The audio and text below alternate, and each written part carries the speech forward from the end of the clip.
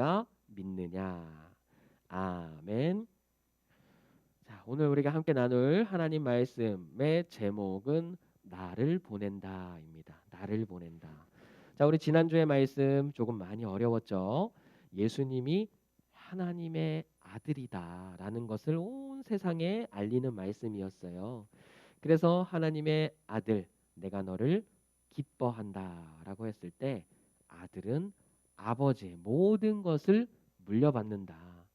특히 그 아버지의 모든 세상을 다스릴 수 있는 권세를 물려받는다. 그걸 어려운 말로 상속이라고 하는데 상속받는 아들의 모습과 그 다음에 기뻐한다고 했을 때 슬퍼하고 낙심하고 가난하고 외롭고 세상으로부터 따돌림 당하거나 소외받는 사람들을 같이 다시 삶의 자리로 회복시켜주는 그런 일을 할 때 우리 하나님께서 기뻐하신다라는 것을 배웠어요. 그래서 예수님은 아들이신 예수님이다.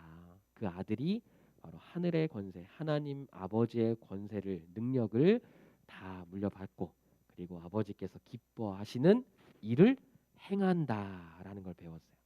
자, 오늘은 그 말씀에 이어서 생명의 예수님인 거예요. 오늘의 주제는 생명이신 예수님. 첫째 아들이신 예수님이었다면 생명이신 예수님인 거예요. 자, 그 오늘 말씀을 보면 주인공이 이름이 되게 특이해요. 여러분들이 아는 이름일 수도 있는데 나사로라고 하는 사람이었어요. 나사로. 이스라엘 예루살렘 옆에 보면 조금 거리가 있긴 하지만 베다니라고 하는 마을이 있었어요. 아주 작은 마을이었어요. 여기에는 세 명이 살고 있었는데 마리아와 마르다와 나사로 이렇게 세 명이 살고 있었어요. 예수님의 아주 친한 친구들이었죠. 그래서 이 세 명은 예수님 너무 좋아했어요. 그리고 무엇보다 예수님도 이 세 명을 너무너무 사랑했어요. 12명의 제자에 들어가지는 않지만 그 제자들의 수준과 마찬가지로 이 세 명은 예수님을 따라다니면서 정말 많은 일들을 했어요. 너무너무 소중한 존재였죠. 그래서 뭔가 이 어떤 일이 일어났을 때 서로 걱정을 많이 했죠. 왜냐하면 서로 너무 사랑하니까. 여러분 사랑하면 걱정하는 거예요. 사랑하지 않으면 걱정이 안 돼요. 오히려 야, 너 왜 걱정하냐? 어이구 걱정하지 마! 이렇게 할 얘기가 아닌 거야.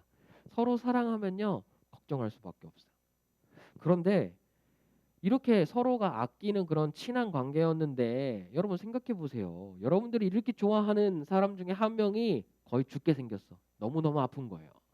어느 날 나사로가 들어 누웠어요. 아픈 거예요. 근데 거의 지금 죽을 지경이 된 거예요. 너무너무 아파가지고 막 끙끙대고 신음하고 있었어요. 그러니까 마르다하고 마리아도 걱정이 많은 거지. 그래서 이 소식을 빨리 예수님한테 알리고 싶었어요. 그래서 알렸죠. 예수님, 나사로가 지금 너무너무 아파서 거의 죽을 지경이에요. 어떡하죠? 너무너무 근심하면서 막 조바심 나게 걱정하면서 소식을 전했어요. 예수님이 다른 제자들하고 있다가 이 소식을 들은 거예요. 아이고 나사로가 아프대요 하니까 예수님이 당황하셨어. 와 이거 어떡하지? 그래? 심지어 죽을 것 같다고?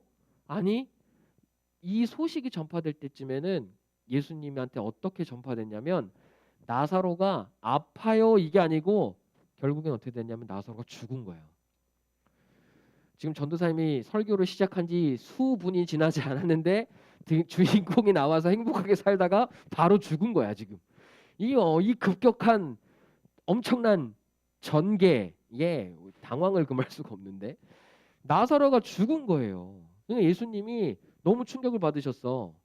그리고 예수님은 지금 베다니를 떠나서 이제 사역을 하고 계셨는데 베다니로 간다는 거는 무슨 뜻을 담고 있냐면 예루살렘과 가까운 지역으로 가는 거였어요. 여러분 이 시점에 예수님이 예루살렘으로 가지 말아야 할 이유가 있었어요. 왜냐하면 예수님이 앞에서 막 온갖 기적들을 다 일으키신 거예요.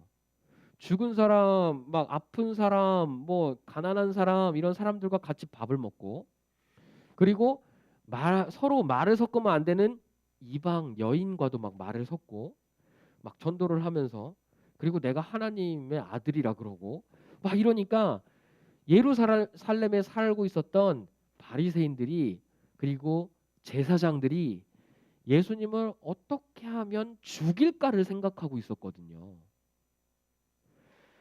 그 사람 누구야? 라고 했을 때, 아니 어떤 잔치에 갔는데 물이 포도주가 되게 바뀌었대. 물이 포도주가 되도록 바꾼 기적을 일으킨 사람이래. 그 사람을 따르는 사람들이 어마무시하게 많대. 심지어 물고기 5마리, 아니 물고기 5마리가 아니고 떡 5개, 물고기 2개, 오병이어라 그러잖아요. 그걸로 5천 명의 사람을 먹였대. 막 이런 소문들이 막 도니까 이 사람 바리새인들과 제사장들이 위기감을 느꼈거든. 저 사람이 혹시 진짜 왕이 되면 어떡하지? 그걸 막아야겠다. 그러니까 호시탐탐 예수님을 어떻게 하면 괴롭힐까, 죽일까, 이걸 생각하고 있었거든요. 그러니까 예수님이 베다니로 가는 순간 어떻게 보면 거기는 죽으러 가는 거나 다름이 없어요. 자, 그런데 예수님이 이런 상황에서 나사로를 위해서 베다니로 가셨을까요? 안 가셨을까요? 여러분 같으면 어떻게 하겠어? 너무너무 좋아하는 친구가 거의 막 위기에 빠졌어. 근데 내가 그 친구를 구하러 가면 나는 죽어. 친구는 구해야겠고, 근데 가면 나는 죽어. 막 주변에선 말려. 주변에서는 가면 안 돼, 가면 안 돼, 막 이렇게 하는 거지. 그러면 여러분 같으면은 어떻게 하겠느냐라는 거예요. 자, 구하러 가요? 구하러 안 가요? 여러분 댓글로 한번 남겨보세요. 구해야 된다. 아니다. 일단 내가 살아야 된다. 어떤 생각이든 좋아요. 한번 표현을 해보세요. 근데 이렇게 말을 해놓고 투표를 하라 그러면 이제 금방 하겠지. 그리고 시간을 끌어야겠지만 전도사님이 다음 전개로 넘어가면 사실 답이 나오거든. 예수님은 당연히 어떻게 하셨어?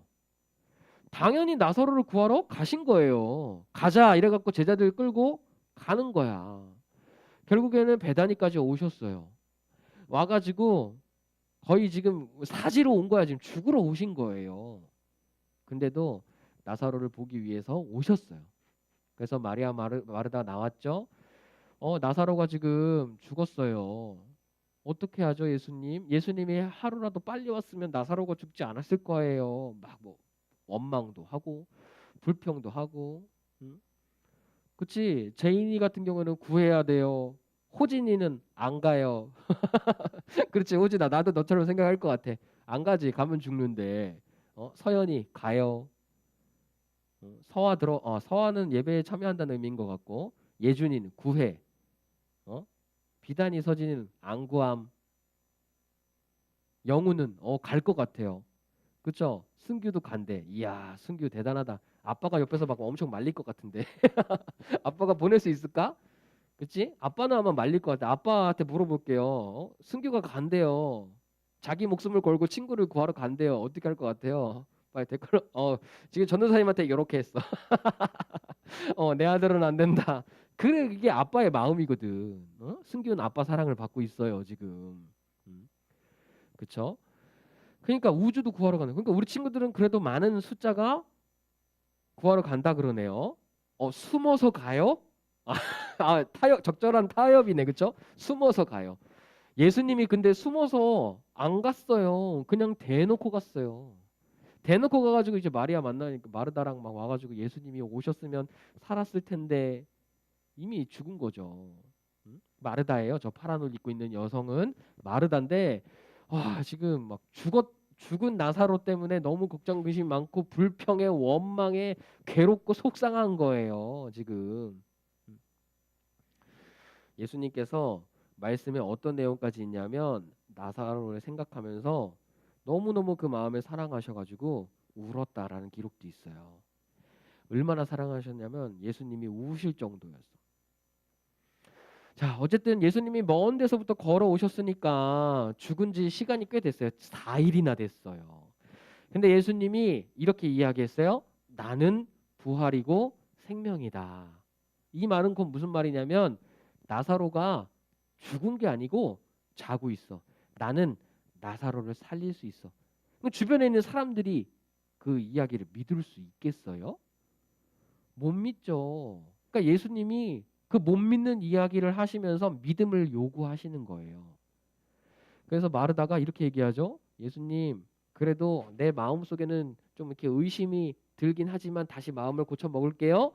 예수님은 정말 하나님의 그리스도시고 우리 쉬운 말로 하면 나사로를 살릴 줄 믿습니다. 이렇게 얘기한 거야. 근데 실제로 그렇게 믿었는지는 모르겠어요. 전도사님이. 마르다가 진짜 그렇게 강력하게 믿었다라는 기록은 안 나와요. 그래도 어쨌든 저렇게 여러분들이 화면에 보는 것처럼 고백을 했어요. 예수님이 그래서 딱 내가 한번 살려보겠다 이렇게 이야기한 거죠. 그래서 마리아와 마르다와 함께 무덤으로 간 거예요. 여러분 전도사님 화면 밑에 이렇게 해놓은 게 바로 나사로가 묻혔던 무덤이에요. 무덤. 예수님이 무덤에 오셔가지고 이렇게 이야기하는 거죠. 자, 저 무덤을 닫고 있는 돌 문을 열어라. 그러니까 마리아가 얘기하는 거예요. 마르다가 이야기하는 거예요. 지금 벌써 죽은 지 4일이나 지나서 시체가 이제 썩었을 거 아니에요. 냄새가 무지막지하게 날 거예요. 예수님. 아니야, 됐어. 열어. 이렇게 해서 열었어요. 딱 여니까 무슨 일이 벌어질까, 여러분? 여러분 어떤 그림을 상상해 보셨나요? 나사로가 과연 부활해서 나올까요? 안 나올까요? 말씀을 읽어본 친구들은 알 거예요. 나사로야 나오너라 라고 예수님이 탁 말씀으로 선포하시는 순간 나사로가 몸에 감고 있던 부흥대도 안 벗고 그대로 나온 거예요. 미이라처럼 이러면서 좀비야 무슨 막 이러면서 나온 거예요. 근데 그게 어떤 환영, 그러니까 뭐 눈에만 보이는 어떤 착시 현상, 귀신 이런 거 아니고 실제로 나사로의 몸을 입고 나사로가 진짜 실제로 살아갖고 나온 거예요. 와, 이거는 정말 그 어떤 드라마틱한 이야기보다 더 드라마틱하고 어떻게 보면 좀 무서운 이야기예요. 여러분 죽은 사람이 다시 살아난다는 거에 대해서 어떻게 생각해요? 그 지금 여러분 주변에서 그런 일들이 아주 흔하게 일어나요? 아니죠. 이건 굉장히 특수한 일이었어요. 그러나 그래서 어떤 사람들은 아유 이거 그냥 이야기이다. 거짓말이다. 혹은 사실이라고 하더라도 뭔가 그냥 만들어낸 이야기일 거다. 막 이렇게 생각을 하는데 아니요. 실제로 예수님이 이 일을 일으키고 나서 이 기적을 일으키시고 나서부터 예수님을 더욱더 죽이려는 사람들이 많아졌다라는 기록이 있어요. 그러니까 이게 뭐 가짜 이야기라고 생각을 하던 진짜 이야기다라고 믿던 상관없이 예수님이 생명이고 부활이시다. 부활이요 생명이시다라고 하는 그 사실에는 변함이 없는 거예요. 그래서 우와 주변에 있는 마리아와 마르다가 너무너무 기뻐했어요. 예수님이 살리신 거죠. 근데 문제는 이게 문제랄까? 좋은 일이기도 하지만 문제는 저렇게 주변에 있는 사람들이 본 거예요. 우와 죽은 나사로가 살아났네. 죽은 나사로가 살아났네. 와 이게 사람들이 다 본 거예요. 그래요 여러분. 이 이야기가 여러분들에게 어떻게 받아들여질지 모르겠어요. 전도사님은 성경에 있는 이야기를 그대로 전했어요. 이게 진짜 어떤 친구는 머릿속에 의심이 날 수도 있어요. 괜찮아요. 그거 나쁜 거 아니에요. 어떤 친구들은요. 우와 우리 예수님 정말 훌륭하다. 멋지다. 자기의 목숨을 내놓고 친구한테 일단 거기까지 갔다는 것만 해도 우리 예수님은 영웅이다. 이렇게 생각하는 친구들도 있을 거예요. 어쨌든 확실한 것은요. 이 말씀이 우리에게 전달해주는 메시지는 예수님을 믿는 사람은 살아난다라는 거예요. 예수님을 믿는 사람들은 영원히 산다라는 거예요. 그 생명을 가지고. 혹시 여러분 진짜 죽을 것 같은 고통을 느껴본 적 있어요? 몸이 너무너무 아파서 내가 이러다가 죽겠구나 라고 생각한 적 있어요? 저는 사실 그런 적 많아요. 이러다 정말 사람이 죽을 수도 있겠구나 하는 그렇게 아파 본 적도 있고 다쳐 본 적도 있고 혹은 사고가 날 뻔한 적도 있어요. 그런데 그럴 때마다 항상 그 놀란 마음 그리고 아팠던 그 마음을 진정시키기 위해서 예수님을 찾고 부르고 그 아픈 중에도 침대에 누워서 막 열이 막 40도 이상으로 올라가도 예수님 나를 살리소서 예수님 나를 살리소서 예수님 도와주세요 막 이렇게 기도했던 적도 있어요. 여러분 전도사님을 아직 못 만나가지고 전도사님 이마에 여기에 어떤 흉터가 있는 걸 아직 못 본 친구들도 있을 거예요. 화면에 보이나? 보여요? 요거 전도사님 초딩 때 수두를 알았어요. 근데 모기 물린 줄 알고 긁었다가 생긴 공부 자국인데, 근데 그때 열이 세상에 사람의 온도에서 그렇게 높은 열을 느낄 수 있구나 하는 걸 그때 알았는데 진짜 죽는 줄 알았거든요. 그 어린 전도사님 그리고 키가 작잖아요. 되게 조그매요. 그 작은 몸에서 열이 막 나, 펄펄 끓으니까 와우, 그 말도 못하게 아프더라고요. 근데 그때 우리 어머님이 그러세요. 막 이렇게 누워가지고 그 와중에 침대에 이러고 누워가지고 주님 찾고 누운 거야. 주님 살려주세요. 물론 지금은 이제 회복을 해서 이렇게 여러분들 앞에 살고 있지만, 그리고 수두는 사실 세상에 많은 아픈 질병들을 비교할 바는 아니에요. 사실은 정말 정말 우리 주변에 몸이 아파서 진짜 참을 수 없는 고통 속에서 살아가고 있는 수많은 어린이 친구들이 있거든요. 그거에 비하면 전도사님이 아팠던 건 아픈 것도 아니로구나. 하지만 그때 생각한 것은 예수님만이 생명이고 예수님이 부활이다. 그래서 이 사실을 믿고 기도할 때 회복도 경험할 수 있었구나라는 것을 여러분들한테 말해주고 싶어요. 그래서 여러분이 어렵고 힘들고 아플 때에 생명이신 예수님이 여러분들을 위해서 자신의 목숨을 걸고 여러분들을 구하러 오신다라는 거예요. 이 사실을 믿을 수 있으면 좋겠어요. 자, 그래서 이렇게 이야기하죠. 예수님은 부활이요 생명이세요 라고 정리할 수 있고, 예수님은 우리를 죄에서 구원하시고 우리에게 영원한 생명을 주시는 분이에요. 이렇게 믿는 믿음이 여러분들에게 굉장히 중요하답니다. 아시겠죠? 예수님은 이런 일, 부활 그리고 생명을 우리에게 주시고 일으키실 수 있는 그런 분이세요. 예수님으로부터 살아가는 생명이 나온다. 꼭 기억하면 좋겠어요. 자, 이렇게 우리에게 생명을 주시는 예수님께 감사하면서 같이 고백할 건데, 이렇게 고백해봐요. 부활이고 생명이신 예수님을 우리가 믿었으면 좋겠다. 믿어요. 이렇게 고백했으면 좋겠어요. 다 같이 한번 읽어볼게요. 시작. 부활이요 생명이신 예수님, 영원한 생명이신 예수님을 믿어요. 자, 이렇게 고백했어요. 여러분들의 고백이 꼭 하나님께 올라가 받아들여지기를 바랍니다. 우리 같이 봉헌할 건데요. 봉헌할 때에는 우리에게 생명을 주셔서 감사합니다.